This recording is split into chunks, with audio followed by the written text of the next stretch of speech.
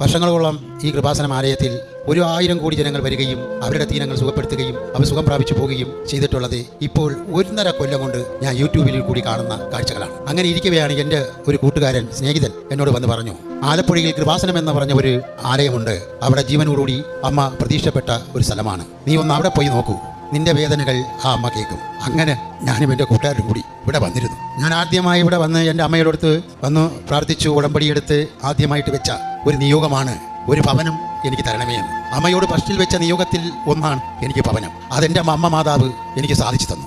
ഇന്ന് ഞാൻ സ്വന്തമായിട്ട് ആ ഭവനത്തിലാണ് കിടക്കുന്നത്. ആ ഭവനത്തിൻ്റെ പേര് തന്നെയാണ് കൃപാസനം. അതേപോലെ എൻ്റെ അച്ഛൻ്റെ 2 ക്ലിപ്പെങ്കിലും ഞാൻ കേൾക്കാതിരിക്കില്ല. ആ വചനം കേട്ടില്ലെങ്കിൽ എനിക്ക് ഉറക്കം വരില്ല. സത്യത്തിൽ കാലത്തായിരുന്നാലും ശരി, ഉച്ചയ്ക്കായിരുന്നാലും വൈകിട്ടായിരുന്നു 5:30 മണിക്ക് വചനം കേട്ടിരിക്കും. ഞാൻ എൻ്റെ വീട്ടിലും ഞാൻ 6:30 മണിക്ക് വചനം വായിച്ചിരിക്കും. ബൈബിൾ വായിച്ചില്ലെങ്കിൽ എനിക്ക് എന്തോ പോലെയാണ്. മരിക്കുമ്പോഴും ഉടമ്പടിയിലിരിക്കുന്നു മരിക്കണമെന്നാണ് എൻ്റെ ആഗ്രഹം, അല്ലാതെ എനിക്ക് വേറെ ഒന്നുമില്ല. കാരണം അമ്മ തന്ന ആ ഭവനത്തിൽ കിടന്ന് മരിക്കണമെന്ന് മാത്രമേ എനിക്ക് ആഗ്രഹമുള്ളൂ. ചത്തുപോയാൽ കയറി ചെല്ലാൻ ഒരു വിടയില്ലാതെയാണ് അന്ന് ഞാൻ എൻ്റെ അമ്മയ്ക്കടുത്ത് ഈ ആലയത്തിൽ വരുന്നത്. എൻ്റെ സ്നേഹിതൻ എന്നെ ഇവിടെ കൊണ്ടുവരുന്നത്. അങ്ങനെ തന്നൊരു ഭവനമാണ് ഇപ്പോൾ എൻ്റെ മക്കളും ഞങ്ങളും വസിക്കുന്നത്. അവിടെ എൻ്റെ അമ്മ മാതാവ് തിരുക്കുമാരന് മാത്രമേ ഉള്ളൂ, വേറെ ആരുമില്ല.